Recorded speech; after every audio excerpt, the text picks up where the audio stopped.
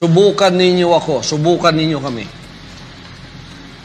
Takot? Naglabas ang Makati Regional Trial Court Branch 147 ng Asset Preservation Order sa mga ari-arian ni KOJC founder Apollo Kibuloy habang nagpapatuloy ang mga legal na proseso kaugnay ng mga kaso laban sa kanya. Pag di kayo dumaan sa akin, hindi kayo pupunta sa langit.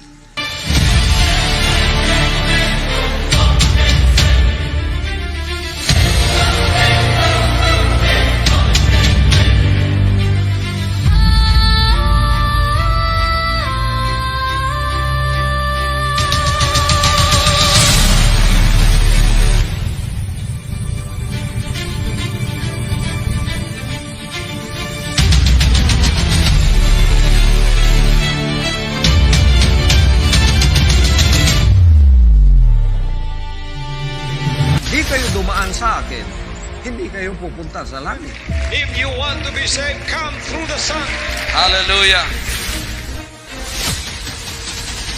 Matigas ako sa pangangaral ng tithe. God's will. Siya na ang nag-decide kung magkano ibibigay mo. Tithe, 10%. Pag humingi ako ng eroplano, bibigyan niyo ako. Humingi ako ng helicopter na maganda, bibigyan niyo ako. Humingi ako ng malawak na lupain para sa operation ng kinam, bibigyan niyo ako. Hingi ako ng 13 billion pesos para magpatayo ng kingdom. Naniniwala kaya si Pastor Apollo Kibuloy sa sarili niyang kasinungalingan? Bakit? Di ba sinabi niya na may revelasyon daw ang Ama sa kanya.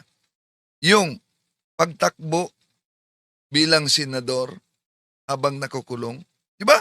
Totoo, tumakbo talaga siya kahit nakakulong siya. Ngunit malinaw ang resulta. Natalo sa halalan si Pastor Apollo Kibuloy. So kung tunay na revelasyon mula sa Diyos, bakit hindi nagkakatotoo? Ang Diyos ba ay magkamali? O may ibang ama na bumubulong kay Pastor Apollo Kibuloy? Ang Diyos ng katotohanan ay hindi magbibigay ng huwad na pangitain. Napakalinaw mula ito sa hindi tunay na Diyos. Tatalakayin natin, samahan ninyo ako.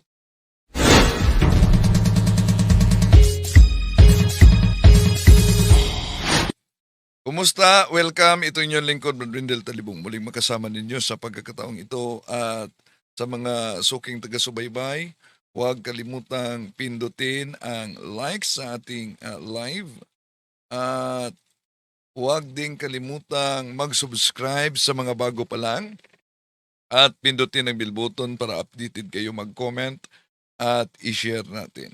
Kung saan man kayo, paki-comment kung saan kayo nakabase ngayon para alam natin kung saan nakaabot ang ating talakayan ngayon. At sa lahat nating mga kapatid na sumusubaybay sa ating live streaming, welcome po sa lahat.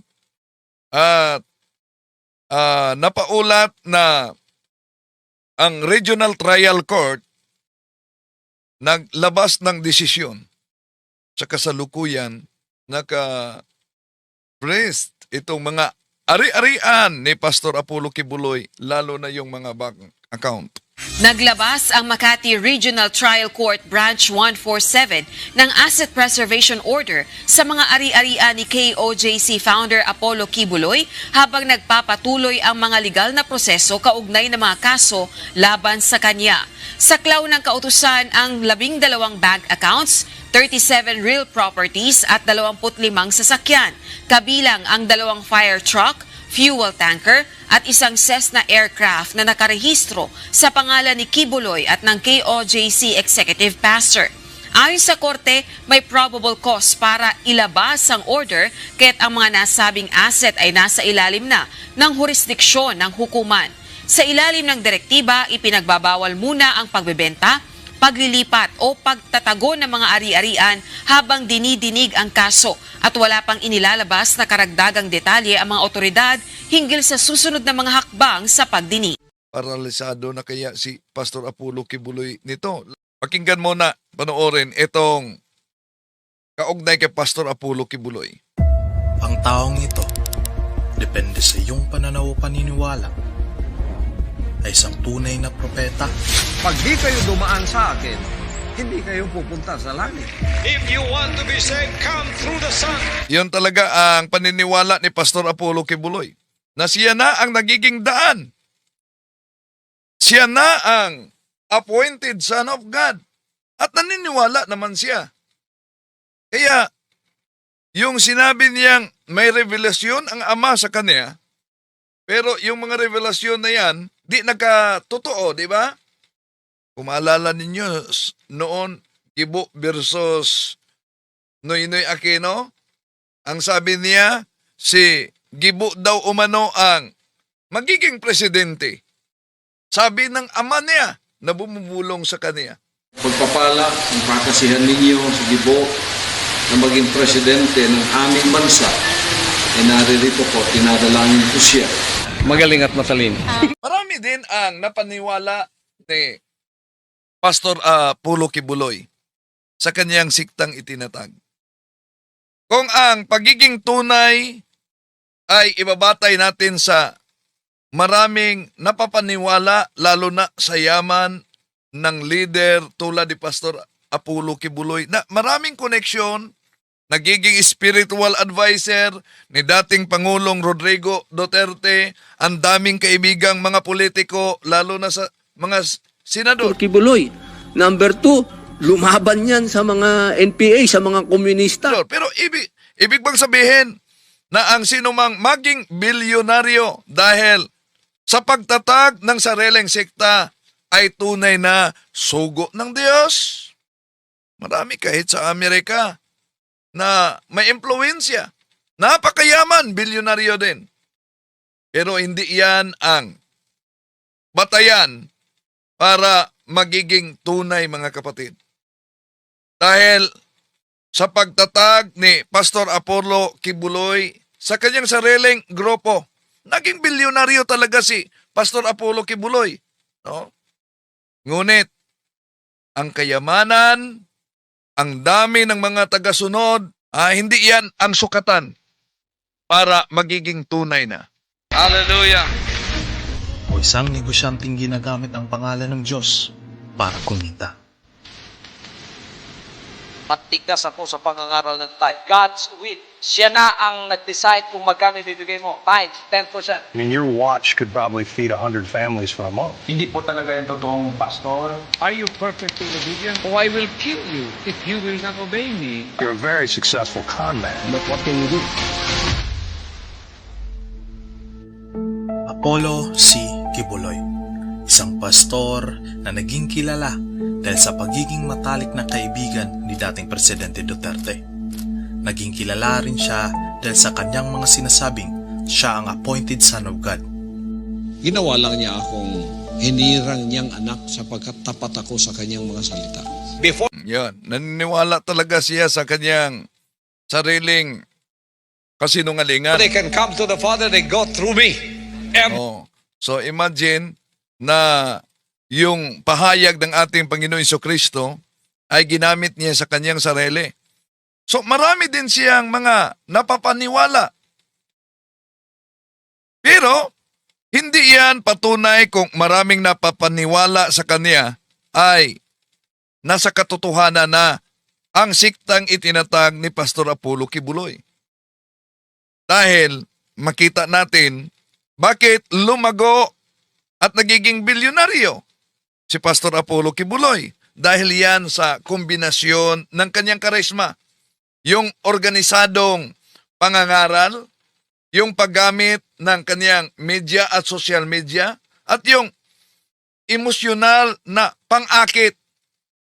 Pero tandaan natin, maging ang ating Panginoon Jesucristo, may babala na maraming lilitaw na magdala sa kanyang pangalan at maraming malilingla.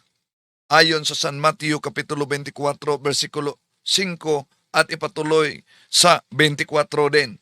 Kaya malinaw na ang dami, na yung dami ng tagasunod, yung pagiging bilyonaryo, hindi yan garantiya na siya'y tunay na. Tuloy natin. Free human beings. Wala nga yung katotohanan. Ako ang daan at ang buhay. Pag di kayo dumaan sa akin, hindi kayo pupunta sa langit. At ginawa nga itong katawa-tawa ng publiko. Pinakakalaban ni Kaano. Feeling ko si Kiboloy. Yung nagpainto ng lindol. Nandito din si Kibuloy na kuy-koy. Di ko may pagkakaila na ganito rin ang imahe na nakatatak sa utak ko kapag sinasabing Kibuloy. Hanggang sa napanood ko ang balitang ito. Muling nagkita ang matalik na magkaibigan na sina Pastor Apollo C. Kibuloy at dating Pangulong Rodrigo Duterte Matalik talaga sila na magkaibigan. kung saan sabay silang nag-motorbike. Hindi naman ako nagulat. At pinagmalaki pa ni Pastor Apollo Kibuloy na sa kanyang mga kaso, tinutulungan umano siya ni Mayor Duterte, sabi niya, sa mga kaso na kinaharap niya noon. Na magkita magkasama sila dahil magkaibigan naman tong dalawang to. Alam mo kung saan ako mas nagulat? Dito. Oo, dito. Sa sasakyang ito. Sobrang ganda at mukhang mamahalin kaya agad yung tiningnan kung magkano nga ba ito. Ito pala isang Can-Am Spyder RT na nagkakahalaga ng $31,000, mahigit kumulang 1.7 million pesos. At doon ko nalaman na ang sasakyang ito ay isa lamang sa mga luhong sasakyan ni Kibuloy na milyon-milyon ang halaga. Meron pa siyang mga private jet at ang isa ay nagkakalaga ng 900 million pesos. Belfort 29 private helicopter, 350 million pesos. Mercedes-Benz G-Class, 16.5 So, lahat ng ari-arian niya at bank accounts ay naka-freeze ito. million pesos. At maliban sa mga maluhong sasakyan na ito, meron din siyang mga ari-arian na bilyon-bilyon ang halaga. Katulad ng Kingdom, isang indoor arena na mas malaki pa sa Philippine Arena. At kung matatapos ang proyektong ito ng pinakamalaking indoor arena sa buong mundo. Tinatayang 13 billion pesos ang budget sa Grabe, ano? proyektong ito. At saan galing ang pera maliban sa kaniyang mga kaanib, yung sinabing solicitation. May grupo sila na yung iba ay sinabing magkunwaring mga pipi. Oh. At yung iba naman ay sasakay sa bus na magbinta ng ilang mga at magkunwaring mga estudyante. Mayong Prayer Mountain, isang pasyalan na malaparaisong lugar na may 8 ektaryang lapad. Tinatayang 2 billion pesos ang halaga nito. Glory Mountain, isa ding pasyalan na may sukat na 25 hektaryas. Tinatayang 1.5 billion pesos ang halaga nito. Sunshine Media Network International o Ito ang kaniyang TV network. SMNI, isang TV So, ang Iglesia ni Manalo, meron din. Kay Kibuloy, meron din. Kay Eliseo Soriano, meron din. Yun ang kanilang modern pulpit para ang mga inosente ay matangay sa mga sikta na sumulbo ngayon sa ating panahon. Na may estimated net worth na 250 million pesos. At bukod sa marami siyang kilalang politiko, ay namimigay din siya ng mga ari-arian, mga sasakyan, at nagpapahiram din siya ng mga private jets and helicopter sa mga politiko. Yun ang dahilan kung bakit ang dami niyang matalik na mga kaibigang politiko, lalo na sa Senado. Kibuloy ang nagpahiram po ng eroplano at helicopter kay Duterte noong panahon ng kampanya. At ayon sa isang report, si Kibuloy ay may estimated net worth na $160 million o mahigit kumulang 8 billion pesos. At sinasabi niyong ang taong ito ay isang pastor at hindi negosyante? Ngunit saan? Saan nga ba nanggagaling ang kanyang mga yaman? Ito ang katanungan sa aking isipan. At doon ako nagsimulang tuklasin kung ano nga ba ang katotohanan. Kingdom of Jesus Christ, ang simbahan na itinayo ni Pastor Apollo Kibuloy noong 1985. Nagsimula siyang mangaral sa 15 tao at ngayon meron na siyang humigit kumulang 7 milyong miyembro. Simple lang 7 milyong miyembro. At sabi ni Pastor Kibuloy, umabot na umano yan sa 8 milyon na miyembro. Pero sa pagkandidato niya, tingnan natin ha. Ilan ba ang nakuha ni Pastor na boto? Tingnan natin kung ilan. Tingnan natin ha. Ilan ba ang kabuuang nakuha ni Pastor Apollo Kibuloy na boto sa pagiging senador niya? So sa pagiging senador ni Pastor Apollo Kibuloy noong Mayo 15, meron siyang nakuhang boto na 5,667,438. So kung totoo yung sinabi ni Pastor Apollo Kibuloy na meron siyang 8 milyon na kaanib sa sektang tinatag niya, ang Kingdom of Jesus Christ. Kung totoo na sinabi niyang 8 million daw ang mga kaanib niya, bakit 5 million lang ang nakuha niya? More than sa kaniyang pagtakbo bilang senador noon. Tuloy natin. ang paniniwala ng simbahang ito. Sinasabi ni Kibuloy na siya ang pinili ng Diyos at siya lang ang susi at daan para makupunta sa langit. Pag di kayo dumaan sa akin, hindi kayo pupunta sa langit. Sino ba naman ang Ako, delikado. Paano tayo dadaan sa kanya na nasa kulungan na siya at naka-freeze na ngayon ang kanyang mga ari-arian? Ayaw mapunta sa langit, di ba? Ngunit papano? Simple lang, kailangan mo lang sundin ang 3 misyon ng simbahan. Una, ang spiritual revolution.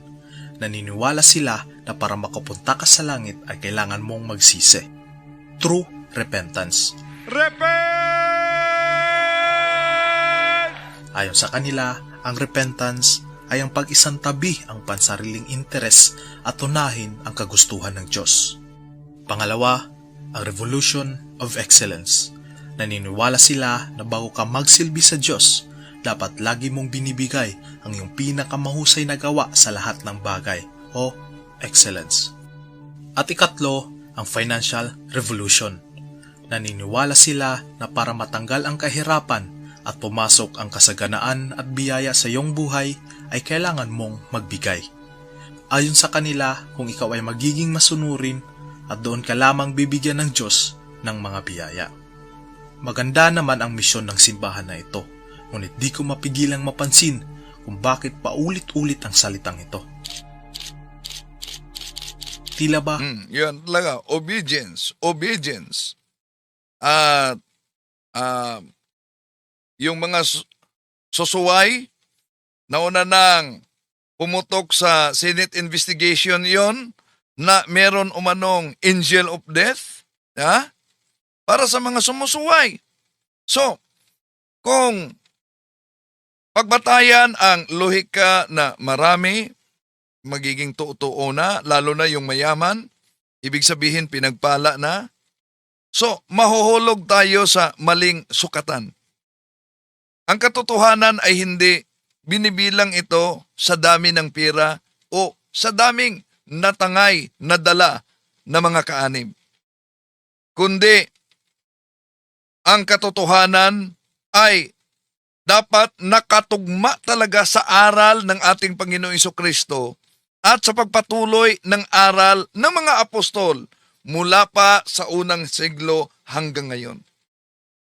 So, ang tanong ngayon, handa ba tayong gawing sukatan ang kayamanan at dami o ang tapat na pagsunod sa orihinal na ebanghelyo sa tunay na iglesia na hindi tatag lamang ng tao? Okay, tuloy natin. pilit na itinatatak sa utak ng mga tagapaniwala ang salitang ito. Are you perfect in obedience? O I will kill you if you will not obey me. At kung isa ka ng ganap na follower at disipulo ni Kibuloy, dito na papasok ang kanyang pagkita ng pera. Karaniwan sa mga simbahan ay umaasa lamang sa mga donasyon ng mga miyembro nito at kadalasan walang minimum kung ilan ang gusto mong ibigay. Ngunit ang simbahan ni Kibuloy ay sumusunod sa isang sistema ng donasyon na tinatawag na tithing. Ang konsepto ng tithing ay simple lang. Ang donasyon na ibibigay mo ay dapat sa Hindi lang tithing, kundi yung panlilimos ng mga miyembro. Meron silang grupo kahit saan, di ba? Sa mga bus station, kahit doon sa Baguio, patungo kami ng Lawag. Meron ding mga miyembro si Kibuloy sa bus. 10% ng iyong kinikita. That is the tithes. Matigas ako sa pangangaral ng tithes. Hindi ka lang magbigay ng yung tithes, magnanakaw ka na. Pagkatapos magbigay ka ng tithes, huwag mo na baguhin yon because that is already God's will. Siya na ang nag-decide kung magkano ibibigay mo. Tithes, 10%. Kung ikaw naman ay may magandang trabaho, ay bibigyan ka ng financial quota o fixed donation na itong halaga na ito ang kailangan mong ibigay. I have given right away a financial quota, like just right away. When I get back, I just baptize and then they're giving me like $2,000 for dollars. Isa ring paraan para may maiambag ang isang miyembro ay maging isang ganap na full-time spiritual worker. Ang spiritual worker ay ang mga taong nasa loob ng simbahan na nagtratrabaho para sa kanya. At sa tuwing matatapos ang isang event, kinukumbinsi ang ibang miyembro na maging full-time spiritual worker ni Kibuloy. Kadalasan, mga teenager na miyembro ang kanilang kinukumbinsi. May mga minor de edad pa. Sinasabihan sila na baka ito na raw ang kanilang great calling. Towards the end of the events, there's encouraging Dating kaanib ito kay Pastor Apollo Kibuloy. a message that whoever want to join and become a full-time worker, it's going to be a great calling. This is the best calling of your life because you're going to be serving the best which is the Lord Jesus Christ. Mga manggagawa sa Espiritu.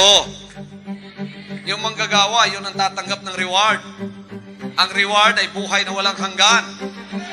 Kaya huwag kayong... Sino bang hindi gusto sa buhay na walang hanggan? Pero dapat mag-ingat talaga mga kapatid dahil kung madaya tayo sa pananampalataya, nanganganib ang ating kaluluwa. Imagine, daming mga siktang na itatag ngayon. Meron kay Eliseo Soriano, dami ding mga natangay at naniniwalang ang kay Eliseo Soriano totoo. Dami ding nadala sa Iglesia ni Cristong Tatag ni Felix Manalo. Marami ding napaniwala na ang Tatag ni Felix Manalo totoo. Si Kristo'y tao, hindi Diyos. Si Felix Manalo'y anghel.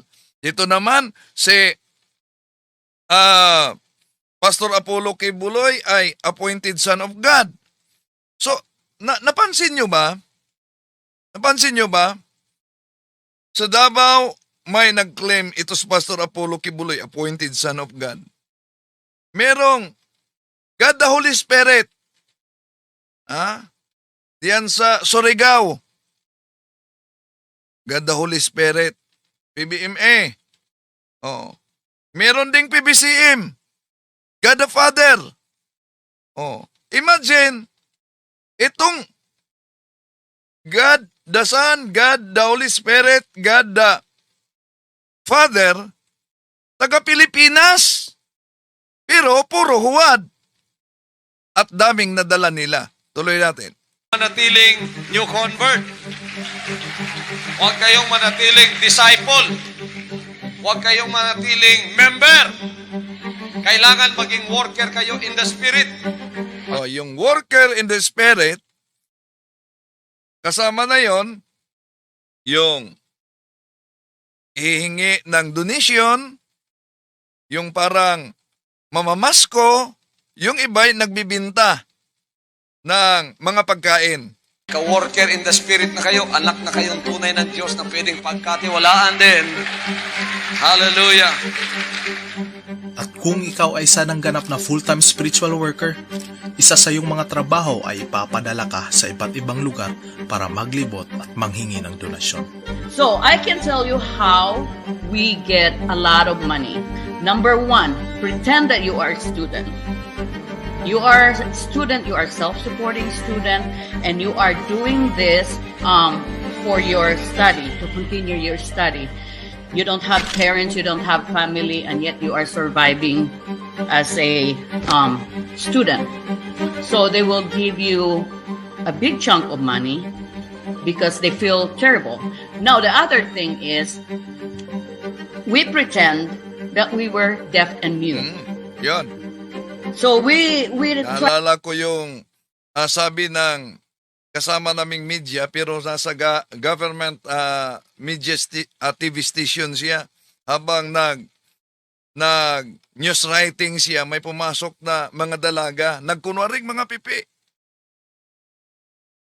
Mga kaanib pala sa siktang ito. try to do the sign language pretending that we were deaf and mute. Ang iba naman ay pinaglalako ng puto, utap o mga kakanim para ibigay ang pera na kinikita sa simbahan. Miyembro ni Kibuloy nagpalimos. Ito, kilala ninyo ito, si Pastor Joel Apolinario. Ang nanguna sa isang scam din yan sa General Santos City. May desisyon na ang korte sa kanya. Diba? May desisyon ng korte. Nasa kulungan na din ito. So nag-away sila dahil tinitira ni Pastor Apollo Kibuloy yung scam ni Pastor Joel Apolinario. Dami kasi ang lalo na dyan sa General Santos City ang sumali sa investment scam ni Pastor Joel Apolinario. So, during the time of dating Pangulong Rodrigo Duterte, yon, pinahinto ni Raid, at dahil nagtatago ito, may mga kasamang mga armado sa isinigawang raid, daming mga nakuhang mga barel at nahuli. So, bago lang, no, may hatol na ang korte sa kanya. Support para ibigay kay Kibuloy. Anong ginawa mo dyan? Ha? Anong ginawa mo dyan? Kasi wala nang membro mo na nagbinta ng photo? So, tinitira niya si Kibuloy dahil tinitira din ito ni Kibuloy sa kanyang investment scam. At apektado siguro sa panahong ito yung mga kaanib ni Pastor Apollo Kibuloy na nagbibinta ng puto dahil daming mga nag-invest sa investment scam ni Mr. Joel Apolinario. Ako, Kibuloy.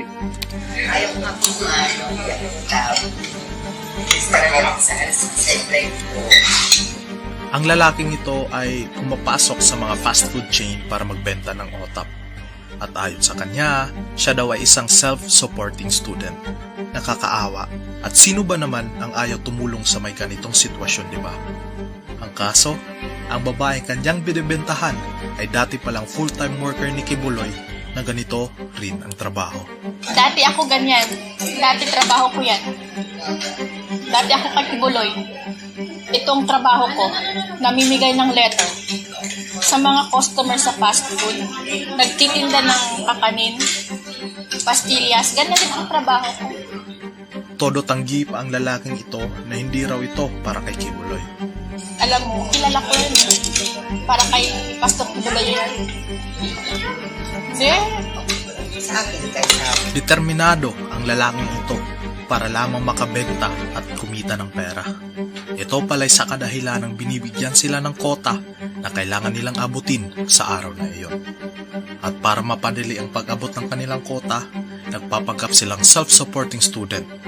Nagpapanggap silang walang mga magulang, at ang mas malala, nagpapanggap silang bingi o pipe. Ginagawa nila ang lahat para lamang maabot ang kota. Dahil kung hindi, tatanggap sila ng kaparusahan. Pag wala kaming remittance noon, alam mo ang ginagawa sa amin?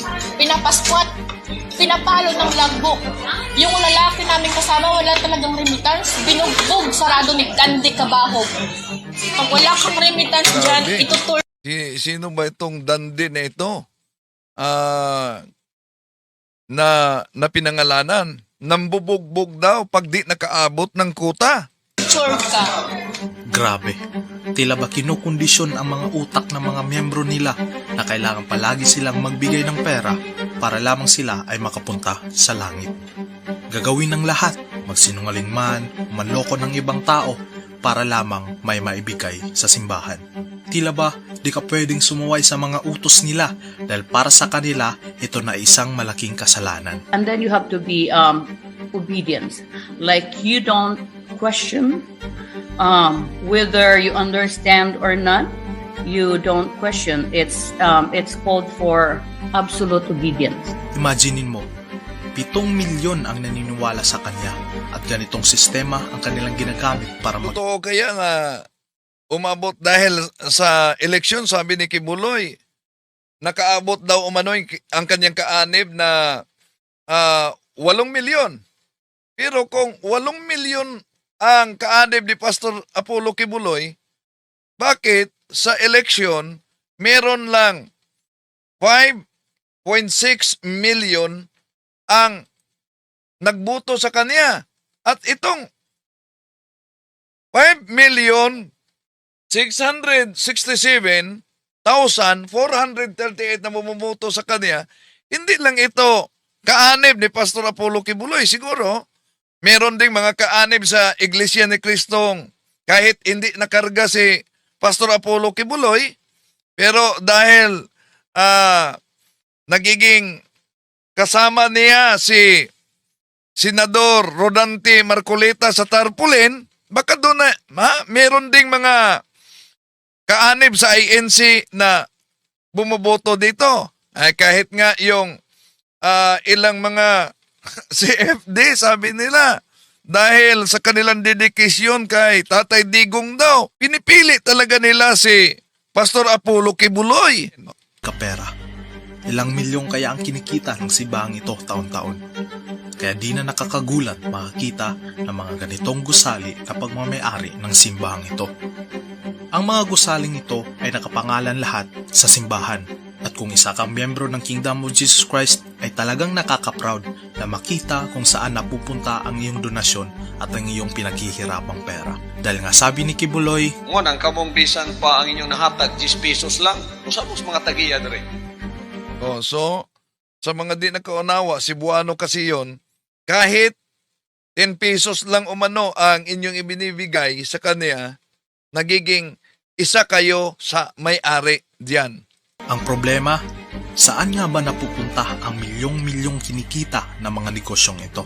Dahil ang mga gusaling ito na kanilang naipatayo, naggaling sa pera ng mga sariling bulsa ng kanilang miyembro ay hindi lamang basta simpleng gusali. Kumikita ito ng malaking pera o sa madaling salita, ito ay isang negosyo.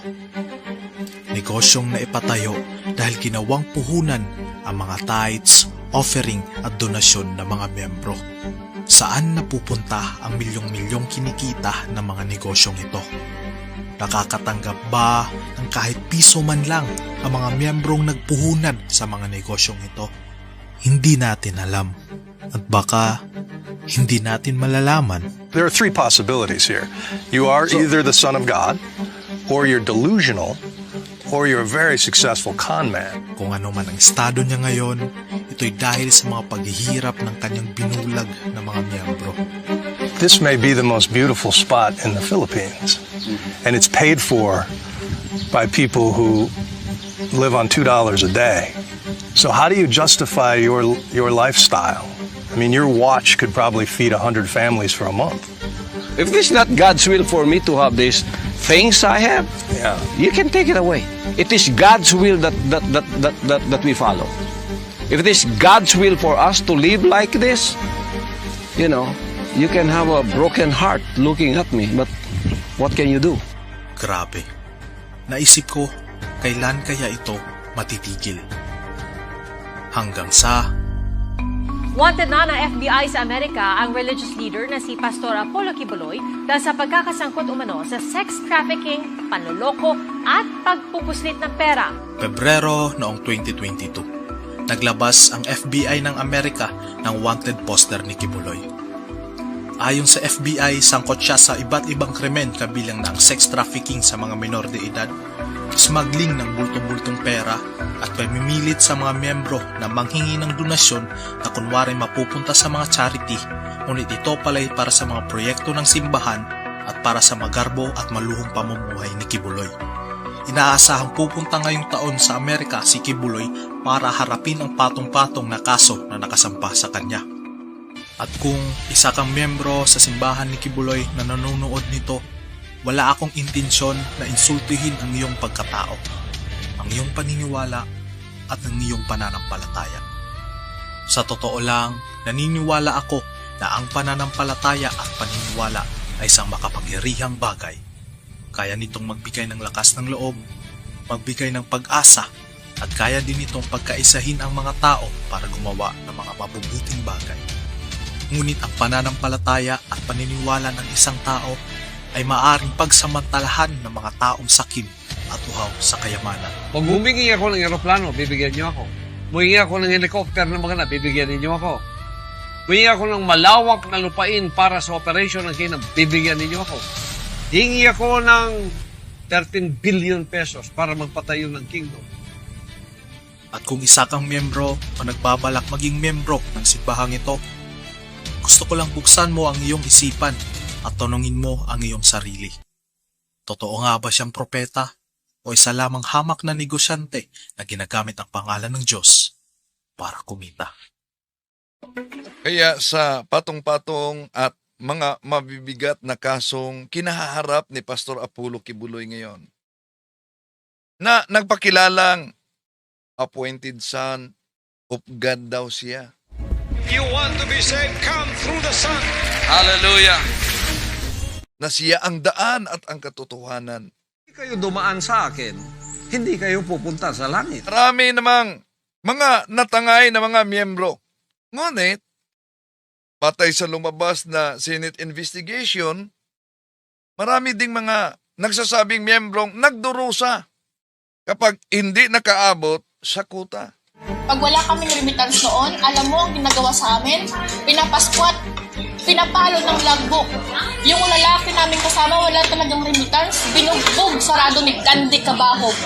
Pag wala kang remittance dyan, ito-torture ka. Kaya ang mahalagang tanong, sa Diyos ba talaga si Pastor Apollo Kibuloy o sa demonyo? Mahalaga itong pag-isipang mabuti. Sa mga nadala sa siktang itinatag ni Pastor Apollo Kibuloy. Sapagkat napaka-peligro, napaka-panganib talaga ang madaya sa pananampalataya. Dahil pag madaya tayo sa pananampalataya, siguradong nanganganib pati ang ating